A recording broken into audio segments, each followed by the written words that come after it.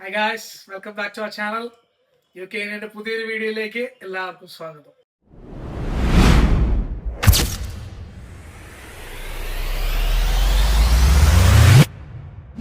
So ഇന്നത്തെ video എന്ന് പറഞ്ഞാൽ how to buy house in UK. ഞങ്ങൾ എങ്ങനെയാണ് വീട് മേടിച്ചത് എന്നാണ് ഇന്നത്തെ വീഡിയോ. നമ്മൾ വീഡിയോ ഒന്നും വലിച്ചു കിട്ടുന്നില്ല, മാക്സിമം സ്പീഡിൽ മാക്സിമം ഇൻഫോർമേറ്റീവ് ആയിട്ട് പെട്ടെന്ന് തീർക്കുക. സോ സ്റ്റെപ്പ് 1 എന്ന് പറഞ്ഞു കഴിഞ്ഞാൽ നിങ്ങളുടെ ഡെപ്പോസിറ്റ് സേവ് ചെയ്യുന്നതാണ് സ്റ്റെപ്പ് 1. നിങ്ങൾക്ക് PR ഉണ്ടെങ്കിൽ നിങ്ങൾക്ക് 5% മതി, PR ഇല്ലെങ്കിൽ 10% ഡെപ്പോസിറ്റ് വേണം. നമ്മൾ പറയുന്ന എക്സാമ്പിൾ 250,000 വീടിന്റെ ഒരു എക്സാമ്പിൾ ആണ്. സോ 250,000 10% എന്ന് പറഞ്ഞു കഴിഞ്ഞാൽ നിങ്ങൾക്ക് 25,000 പൗണ്ട് നിങ്ങൾക്ക് കയ്യിൽ വേണം PR ഇല്ലെങ്കിൽ. PR ഇല്ലാത്തവർക്കും 5% തന്നെ ഡെപ്പോസിറ്റ് കൊടുക്കാനുള്ള ഓപ്ഷൻസ് ഉണ്ട്, പക്ഷെ അതിന് ഇൻട്രസ്റ്റ് കൂടുതലാണ്. രണ്ടാമത്തെ സ്റ്റെപ്പ് എന്ന് പറഞ്ഞു കഴിഞ്ഞാൽ നിങ്ങളുടെ ബാങ്കിൽ നിന്ന് AIP എടുക്കുന്നതാണ്. ഇതിനു വേണ്ടി നിങ്ങൾ ബാങ്കിൽ പോകണമെന്നില്ല, നിങ്ങൾക്ക് ഓൺലൈൻ അപ്ലൈ ചെയ്യാവുന്നതാണ്. ഞങ്ങൾ എടുത്തത് ബാർക്ലേസിൽ നിന്നാണ്. ബാർക്ലേസിന്റെ സൈറ്റിൽ കയറി AIPക്ക് അപ്ലൈ ചെയ്യുക. എഗ്രിമെന്റ് ഇൻ പ്രിൻസിപ്പിൾ, അതാണ് അപ്ലൈ ചെയ്യേണ്ടത്. നിങ്ങളുടെ സാലറിയുടെ 4 ടൈംസ് ആണ് നിങ്ങൾക്ക് അപ്ലൈ ചെയ്യാൻ പറ്റുന്ന മാക്സിമം എമൗണ്ട്. അങ്ങനെയാണ് ബാങ്ക് കാൽക്കുലേറ്റ് ചെയ്യുന്നത്. സോ അത് മനസ്സിലുണ്ടായിട്ട് വേണം നിങ്ങൾ വീട് അന്വേഷിക്കാനായിട്ട്. സോ നിങ്ങൾ ആ എമൗണ്ട് കാൽക്കുലേറ്റ് ചെയ്തിട്ട് അത്രയും എമൗണ്ടിനുള്ളത് AIP നിങ്ങൾ എടുത്തു വെക്കുക ബാങ്കിൽ നിന്ന്. Once you have the AIP, പിന്നെ നിങ്ങൾ ചെയ്യേണ്ടത് നിങ്ങളൊരു വീട് തപ്പുക എന്നുള്ളതാണ്. So step 3, searching for house. ഇതിനാണ് നിങ്ങൾക്ക് ഏറ്റവും കൂടുതൽ സമയം എടുക്കാൻ പോകുന്നത്. നമുക്ക് ആപ്റ്റ് ആയിട്ടൊരു വീട് കണ്ടുപിടിക്കുക എന്ന് പറയുന്നത് ഒരു ഭയങ്കര വലിയ ടാസ്ക് ആണ്. ഇതിന് നമുക്ക് കുറെ സൈറ്റുകൾ അവൈലബിൾ ആണ്. ഓൺലൈനിൽ നിങ്ങൾക്ക് തപ്പിയാൽ മതി, ഇഷ്ടംപോലെ സൈറ്റുകൾ കിട്ടും. നമ്മൾ വീടെടുത്തത് ഓൺ ദ മാർക്കറ്റ് എന്ന് പറഞ്ഞൊരു വെബ്സൈറ്റിൽ നിന്നാണ്. ഓൺ ദ മാർക്കറ്റിൽ കയറുക, നമ്മുടെ പാരാമീറ്റേഴ്സ് ഒന്ന് നോക്കുക. നമുക്കിപ്പോൾ ഡിറ്റാച്ച്ഡ് വീടാണോ സെമി ഡിറ്റാച്ച്ഡ് ആണോ വീട് വേണ്ടത്, നമുക്ക് എത്ര വരെ സ്പെൻഡ് ചെയ്യാൻ പറ്റുന്നു, വൺസ് ചെയ്യാത്ത AIP എത്ര വരെ സ്പെൻഡ് ചെയ്യാൻ പറ്റുന്നു ഫിൽട്ടർ ചെയ്യുക. അങ്ങനെ കുറെ വീടുകൾ നമുക്ക് കിട്ടും. അങ്ങനെ ഷോർട്ട് ലിസ്റ്റ് ചെയ്ത് പിന്നെ നമ്മളൊരു വ്യൂയിങ് അറേഞ്ച് ചെയ്യുക. അങ്ങനെ വീട് പോയി കാണുക. വീട് പോയി കണ്ടിട്ട് പിന്നെ നിങ്ങൾ ഒരു ഓഫർ അവർക്ക് കൊടുക്കുക. നമ്മൾ ഈ ഓൺ ദ മാർക്കറ്റ് എന്ന് പറയുന്നത് ഒരു ജനറൽ വെബ്സൈറ്റ് ആണ്. അതിൻ്റെ അകത്ത് തന്നെ കുറെ എസ്റ്റേറ്റ് ഏജൻസ് ഉണ്ടാവും. നമ്മളിപ്പോൾ എടുത്തതെന്ന് പറഞ്ഞാൽ ഓൺ ദ മാർക്കറ്റിൽ കയറി നമ്മളൊരു വീട് കണ്ടുപിടിച്ച് അതിലൊരു എസ്റ്റേറ്റ് ഏജന്റ് ആയിരുന്നു മോർടൈമേഴ്സ്. നമ്മളിപ്പോൾ മോർടൈമേഴ്സിന്റെ കയ്യിൽ നിന്നാണ് നമ്മൾ ഈ വീട് മേടിക്കുന്നത്. സോ നമുക്ക് വീട് കണ്ട് വീട് ഇഷ്ടപ്പെട്ട് നമ്മൾ അവർക്കൊരു ഓഫർ കൊടുത്ത് വൺസ് അവർ നമ്മുടെ ഓഫർ അക്സെപ്റ്റ് ചെയ്ത് കഴിഞ്ഞാൽ പിന്നെ ചെയ്യേണ്ടത് എല്ലാം നമ്മൾ മോർടൈമേഴ്സ് ആയിട്ടാണ്, നമ്മുടെ എസ്റ്റേറ്റ് ഏജൻസ് ആയിട്ടാണ് ബാക്കിയെല്ലാം ചെയ്യുന്നത്. നമ്മൾ ഈ വൺസ് ഓഫർ ചെയ്ത് കഴിഞ്ഞാൽ നമുക്ക് നമ്മുടെ ഓഫർ അപ്പൊ തന്നെ അക്സെപ്റ്റ് ചെയ്യണമെന്നില്ല. അവർക്ക് നമ്മുടെ ഓഫർ റിജക്ട് ചെയ്യാം, നമുക്ക് റീനെഗോഷിയേറ്റ് ചെയ്യാം. അങ്ങനെ നമ്മുടെ ബഡ്ജറ്റിന് ഓക്കെ ആണെങ്കിൽ നമുക്കത് അക്സെപ്റ്റ് ചെയ്യാവുന്നതാണ്.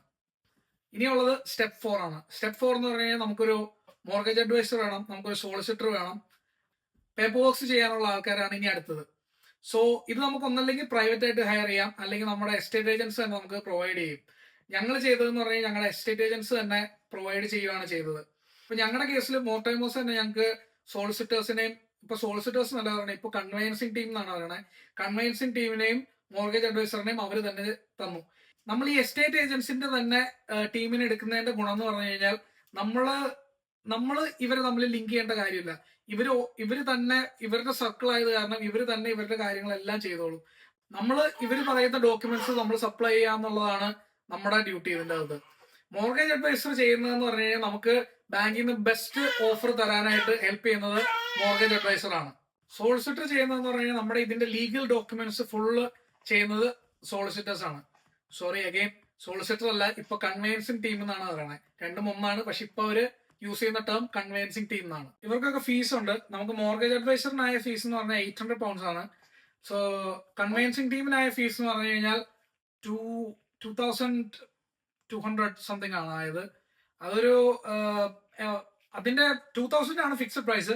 അതിന്റെ എക്സ്ട്രാ എല്ലാം ആഡഡ് ചാർജസ് ആണ്. അതെന്ന് പറഞ്ഞാൽ നമുക്കിപ്പോ എക്സ്ട്രാ വീടിന് എന്തെങ്കിലും എന്താ പറയാ സർവേ നടത്തണമെങ്കിലോ അങ്ങനെയൊക്കെ ചെയ്യുന്നെങ്കിലാണ് എക്സ്ട്രാ പൈസ വരുന്നത്. നമ്മുടെ കയ്യിൽ ഉണ്ടാവേണ്ട ഡെപ്പോസിറ്റ് എന്ന് പറഞ്ഞു കഴിഞ്ഞാൽ നമുക്ക് ഈ 10%, ഇപ്പൊ PR ഇല്ലാത്ത അവസ്ഥയാണ് ഞാൻ പറയണേ, PR ഇല്ലെങ്കിൽ 10% ഡെപ്പോസിറ്റ് പ്ലസ് മോർഗേജ് അഡ്വൈസറിന് കൊടുക്കാനുള്ളത് പ്ലസ് കൺവെയൻസിങ് ടീമിന് കൊടുക്കാനുള്ളത്, ഇതെല്ലാം കൂടെ നമ്മൾ എക്സ്ട്രാ കാണണം. എന്ന് പറഞ്ഞു കഴിഞ്ഞാൽ വീടിന്റെ 10% പ്ലസ് ഒരു 3,000-4,000 pounds കയ്യിൽ എക്സ്ട്രാ ഉണ്ടാവണം. സോ സ്റ്റെപ്പ് 5 എന്ന് പറഞ്ഞു കഴിഞ്ഞാൽ നമ്മൾ മോർഗേജിന് അപ്ലൈ ചെയ്യുന്നതാണ്. നമ്മുടെ ഡെപ്പോസിറ്റ് ആയി, നമ്മൾ വീടിന് ഓഫർ കൊടുത്തു, ഓഫർ അക്സെപ്റ്റ് ചെയ്തു, മോർഗേജ് അഡ്വൈസർ സോളിസിറ്റർ എല്ലാം നമ്മുടെ ഒരേ ലൈനിലായി. പിന്നെ നമ്മൾ ചെയ്യേണ്ടതാണ് മോർഗേജിന് അപ്ലൈ ചെയ്യുക. ഇതെല്ലാം നമുക്ക് ചെയ്തു തരുന്നത് ലീഗൽ അഡ്വൈസിങ് ടീംസ് ആണ്. അവര് നമുക്ക് ചെയ്തു തന്നോളും. പിന്നെ നമുക്ക് ഞങ്ങളുടെ കേസിൽ കൺവെൻസിംഗ് നമുക്കൊരു ആപ്പ് തന്നു. ആപ്പിന്റെ അകത്ത് നമുക്ക് എന്തൊക്കെ അപ്ലോഡ് ചെയ്യണം, നമുക്ക് കുറെ സാധനം ഫില്ല് ചെയ്യാനുണ്ട്. ആ ഫില്ല് ചെയ്യേണ്ടതും നമ്മൾ സബ്മിറ്റ് ചെയ്യേണ്ടതായ ഡോക്യുമെന്റ്സ് എല്ലാം അതിലവർ റിക്വസ്റ്റ് ചെയ്യും. ഇവർ നമ്മുടെ അടുത്ത് ഒരുപാട് ഡോക്യുമെന്റ്സ് ചോദിക്കും. ഇതിൽ മെയിൻ ആയിട്ട് വരുന്നതെന്ന് പറഞ്ഞാൽ നമ്മുടെ ലാസ്റ്റ് 6 മന്ത്സിലെ ബാങ്ക് ട്രാൻസ്ഫർ, 6 മന്ത്സിലെ പേ സ്ലിപ്പ്, നമ്മുടെ പാസ്പോർട്ട്, അങ്ങനെ കുറച്ച് ഇമ്പോർട്ടന്റ് ആയിട്ട് ചോദിക്കുന്ന കാര്യങ്ങളുണ്ട്. ഈ നമ്മുടെ ബാങ്ക് സ്റ്റേറ്റ്മെന്റ് ഒക്കെ അവർ ഭയങ്കര ഡീറ്റെയിൽ ആയിട്ട് നോക്കും. നമ്മുടെ ട്രാൻസാക്ഷൻസ്, ഇതിനെല്ലാത്തിനും നമുക്ക് പറയാനൊരു റീസൺ ഉണ്ടാവും. കാരണം അവർ ക്വസ്റ്റ്യൻ ചെയ്ത് കഴിഞ്ഞാൽ നമുക്ക് പറയാനായിട്ട് ഒരു റീസൺ എന്തായാലും ഉണ്ടാവണം നമ്മുടെ ബാങ്ക് സ്റ്റേറ്റ്മെന്റിൽ. പിന്നെ മാക്സിമം ലാസ്റ്റ് 6 മന്ത്സ് ബാങ്ക് സ്റ്റേറ്റ്മെന്റിൽ അധികം ട്രാൻസാക്ഷൻ ഇല്ലാതെ ഇരിക്കുവാണ് നല്ലത്. എന്ന് പറഞ്ഞാൽ വലിയ ലംസം എമൗണ്ട് ട്രാൻസാക്ഷൻ ഇല്ലാതിരിക്കുകയാണ് നല്ലത്. പ്രോപ്പർ നമ്മുടെ എക്സ്പെൻസസ് മീറ്റ് ചെയ്യുക, നമ്മൾ പ്രോപ്പറായിട്ട് സേവ് ചെയ്യുന്നത് കാണിക്കുക, ഇതാണ് ബെസ്റ്റ്. ഈ ബാങ്ക് സ്റ്റേറ്റ്മെന്റ്സിന്റെ കാര്യം പറഞ്ഞുകൊണ്ട് പറയാണ്, നമ്മുടെ മോർഗേജ് അഡ്വൈസർ നമ്മുടെ ക്രെഡിറ്റ് സ്കോർ ചെക്ക് ചെയ്യും. അന്നേരം ചെക്ക് ചെയ്യുന്നതെന്ന് പറഞ്ഞാൽ നമ്മൾ UK വന്നപ്പോൾ തൊട്ടുള്ള എല്ലാ ബാങ്ക് ഡീറ്റെയിൽസും, നമുക്ക് എന്തൊക്കെ ഡ്യൂ വന്നു, എന്തൊക്കെ എവിടെയൊക്കെ ക്രെഡിറ്റ് ബാഡായി, ഇതെല്ലാം അവര് പുൾ ഓഫ് ചെയ്യാൻ പറ്റുന്ന ഒരു സൈറ്റ് ഉണ്ട് അവർക്ക്. അപ്പോൾ ഇതെല്ലാം അവർ നോക്കും. ഡെപ്പോസിറ്റ് എന്തായാലും നമ്മുടെ കയ്യിൽ ഉണ്ടായിരിക്കണം. നമ്മുടെ സേവിങ് ബാങ്ക് അക്കൗണ്ടിന്റെ ഒരു സ്റ്റേറ്റ്മെന്റോ, അല്ലെങ്കിൽ നമുക്ക് ഇപ്പൊ ഗിഫ്റ്റ് ആയിട്ടാണെങ്കിൽ ഗിഫ്റ്റ് ലെറ്ററോ വേണം. ഗിഫ്റ്റിന്റെ കാര്യം പറയുകയാണെങ്കിൽ നമ്മൾ നാട്ടിൽ നിന്നാണ് പൈസ ഇപ്പൊ ആരെങ്കിലും ഗിഫ്റ്റ് ആയിട്ട് തന്നതെങ്കിൽ, ഇപ്പൊ നമ്മുടെ പേരൻസ് ആണ് തന്നത്, അപ്പോ അച്ഛനും അമ്മയും തന്നിട്ടുണ്ടെങ്കിൽ അച്ഛന്റെ കയ്യിൽ നിന്നുള്ള ഗിഫ്റ്റ് ലെറ്ററും വേണം, അമ്മയുടെ കയ്യിൽ നിന്നുള്ള ഗിഫ്റ്റ് ലെറ്ററും വേണം. അടുത്ത സ്റ്റെപ്പ് എന്ന് പറഞ്ഞു കഴിഞ്ഞാൽ നമ്മുടെ കൺവെൻസിംഗ് ടീം നമ്മളെ കയ്യിൽ നിന്നുള്ള ആവശ്യത്തിനുള്ള ഡോക്യുമെന്റ്സ് ഒക്കെ കിട്ടിക്കഴിഞ്ഞിട്ട് അവർ നമുക്കൊരു ലെറ്റർ അയക്കും. നമ്മൾ അതിൽ ഫിസിക്കലി സൈൻ ചെയ്യണം. നമുക്കൊരു വിറ്റ്നസിനെയും ആവശ്യമുണ്ട്. അപ്പോൾ അതെല്ലാം സൈൻ ചെയ്ത് നമ്മൾ അവർക്ക് പോസ്റ്റ് ചെയ്യണം. വൺസ് അത് പോസ്റ്റ് ചെയ്ത് അവർക്ക് കിട്ടിക്കഴിഞ്ഞിട്ട് ആണ് അവര് കോൺട്രാക്ട് എക്സ്ചേഞ്ച് ചെയ്യുന്നത്. നമ്മുടെ സെല്ലറിന്റെ സോളിസിറ്ററും നമ്മൾ മേടിക്കുന്ന നമ്മുടെ സോളിസിറ്ററുമായിട്ട് പിന്നെയാണ് കമ്മ്യൂണിക്കേഷൻ നടക്കുന്നത്. അപ്പൊ അവർ ഈ ഡോക്യുമെന്റ്സ് മുഴുവൻ ക്രോസ് ചെക്ക് ചെയ്തിട്ടാണ് ഫൈനലി കോൺട്രാക്ട് എക്സ്ചേഞ്ച് ചെയ്യുന്നത്. വൺസ് കോൺട്രാക്ട് എക്സ്ചേഞ്ച് ചെയ്ത് കഴിഞ്ഞാൽ നമ്മുടെ പ്രോസസ്സ് കംപ്ലീറ്റ് ചെയ്തു. കോൺട്രാക്ട് എക്സ്ചേഞ്ച് ചെയ്യുന്നതിന്റെ ഒപ്പം തന്നെ നമ്മൾ നമ്മുടെ ഇനീഷ്യൽ പേയ്മെന്റും നമ്മൾ ചെയ്യേണ്ടതാണ്. അതാണ് ലാസ്റ്റ് സ്റ്റെപ്പ്. അതോടുകൂടി പർച്ചേസ് കംപ്ലീറ്റ് ആവും.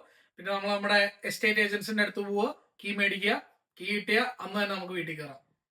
നമുക്ക് എങ്ങനെ പോയാലും ഈ ഒരു പ്രോസസ്സ് കംപ്ലീറ്റ് ചെയ്യാൻ ഒരു 4 to 6 months എടുക്കും. നമ്മൾ ഈ വീട് മേടിക്കുമ്പോൾ ശരിക്കും നമ്മൾ വീട് മാത്രമാണ് കിട്ടുന്നത്.